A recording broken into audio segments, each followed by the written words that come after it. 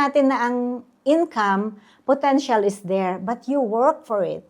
Hindi yan ibibigay sa'yo o hindi may nag-promise sa'yo na kikita ka ng ganito, ay automatic yan. You have to do your own work. Kaya nga, net work. Diba? May kasamang work. Hindi pwedeng nag-sign up ka, automatic na may pumapasok na pera sa'yo. Hindi ganun yun. Opo, speaking of, yun nga, sabi nyo, sa networking, you educate, you teach people. Hindi lang sa networking, but is there someone na parang naging mentor nyo or parang gusto nyo bigyan ng shoutout ngayon na maraming skills na itinuro sa inyo? Marami sila, but I really cannot identify one specific person na talagang nakapagturo sa akin. Maraming naka-inspire sa akin. At ako kasi, siguro ang naging sekreto ko rin, I am hungry for knowledge. Mahilig akong umattend sa training, sa mga seminars during that time. Talagang basta may training at free. Hindi ko yung pinapaliban. And speaking of training, hindi lahat ng training kailangan mong i-absorb. It's like, when you eat fish. Kukunin mo lang yung flesh, 'di ba? Hindi mo kakainin yung bones. So, ganun din yung training. Kung ano applicable sa'yo, na natutunan mo sa training, doon ako na-inspire. And syempre, those speakers, some of them really inspire me. Really put big impact on me. Meron din naman na, syempre, parang medyo na-disappoint ka kasi they were there in the beginning and then they just disappeared for whatever reason. Siguro, nag-iba na sila ng career o nag-iba ng direction. Pero, ang wala ko ma-identify, ang alam ko lang, ang pinahangaan ko ang inay. My mom, very masipag, very resourceful. Kahit hindi siya nakatapos wala siyang college degree, wala siyang business degree, pero yung kanyang diskarte, yung kanyang discipline, yung kanyang resilience at saka yung grit, grabe. Doon ko nakita na marami kang kayang gawin. Especially, yun nga, ang inay ay parang idol ko pagdating sa ganyan. Sige po, balikan natin. Baka may mga gusto kayong i-shoutout na mga friends na may yung mga real ones. Yes, of course. Balikan po natin yan. Next po, gusto ko pong itanong yun nga, based sa experience nyo, kung pagsusuma-sumahin natin siya sa ngayon, sa tingin nyo, based dun sa career growth nyo, sa tingin nyo, what is your superpower? Ang superpower ko, my superpower is that I am a big believer. That is really my superpower. When I set my mind into something and I believe in it, I know I can do it. It can happen. I can make it work. I am a big believer. I am a believer sa ating divine providence. Of course, number one, I believe in God. I believe in the power of prayers. And I believe in the power of human being as well. That what they put in their mind, they can have it in their hand. So, yun siguro yung superpower ko. So, minsan nga, sinasabi sa akin ni Mr. ko na masyado daw akong believer. Ay sabi ko, there's nothing wrong with it. I have believed in a lot of things and I have proven time and again, and I have experienced time and again that when I believe in something, it can be done. It can happen. Okay po, speaking of being a believer, paano niyo po yung na-handle yung mga times na you're undervalued or sabi niyo nga yung mga taong nandyan sa simula, tapos they didn't believe in you, tapos you're having difficulties or hardships and trials, parang yun na, you want to stop believing. Paano niyo po na-handle yung mga yun? I don't want to sound very religious, pero in those times, sabihin na natin din nga na at my lowest point, isa lang ang pinaniwalaan ko eh. Naniwala ako talaga that there is a God.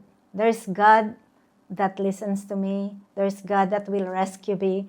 There is God that is the source of everything, the source of abundance. And sabi ko nga, okay, Lord, guide me.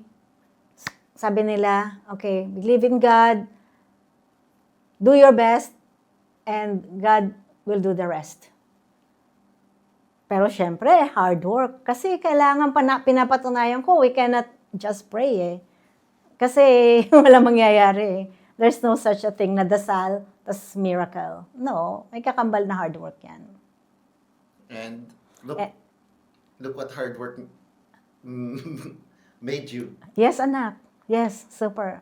Talagang, yeah. This is me now. Hard work, prayers, hard work. At saka, wala eh, talagang, at saka syempre, I have reasons eh. Meron akong dahilan kung bakit hindi ako pwede mag-give up. Hindi ako pwede mag-give up. Isa din yun talaga kung bakit ganito ako siguro kalakas. O, not siguro, for sure. Ganito ako, it's because I know why I'm doing this. And I know the reasons, I know my whys, you know. Kahit it sounds like a cliche to some, pero alam mo kasi bakit ko ginagawa, kasi kung ginagawa ko to for nothing, it's very easy to quit, di ba? Well, speaking of yung current situation, you're doing content creation, you're doing Zumba right now. Yes. And siguro ang tanong ko po is, yun nga, if you have all the time and money in the world, what career would you pursue?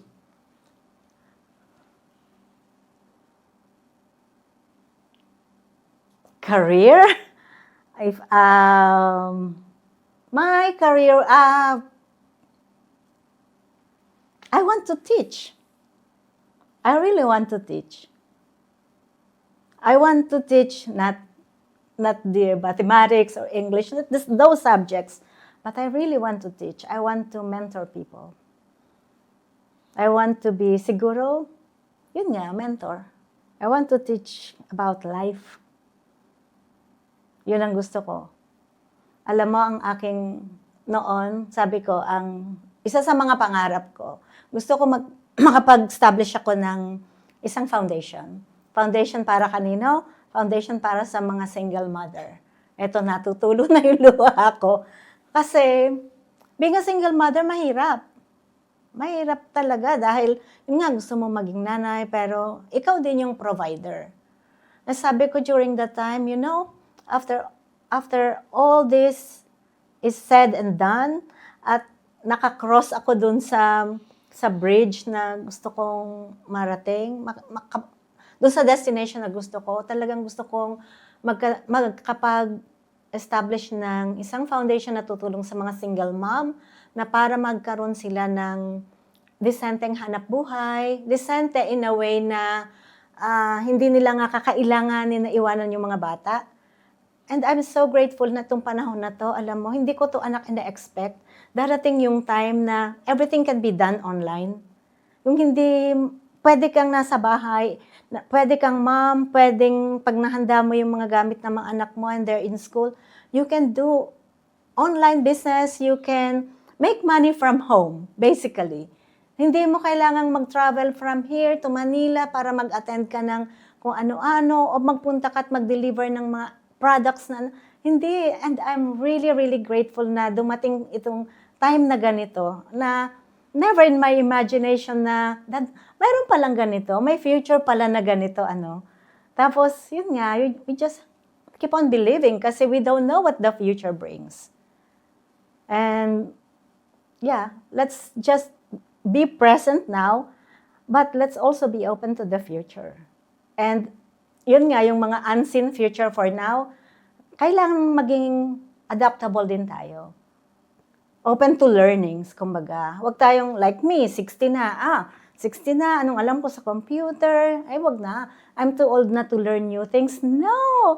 Actually, now that itong nasa stage natin na to, parang pag tayo natuto, meron na kagad din tayong sabihin na natin na meron na agad tayong basic kasi may experience tayo eh. Skills na lang yung aralin natin kasi bago. So, I think we are more valuable now, 'di ba? Speaking of value, ano po sa tingin niyo yung isang achievement or isang achievement na so proud kayo na walang kinalaman sa family, yung nag-raise kayo ng kids, yung hindi, yung sa tingin niyo ay achievement niyo as a career woman? As a career woman,